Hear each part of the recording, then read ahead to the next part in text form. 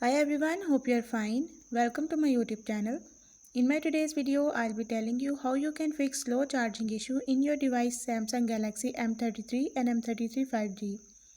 So if you want to enable fast charging in your device Samsung Galaxy M33 and M33 5G, you have to follow a few steps which I'll be sharing with you in my today's video.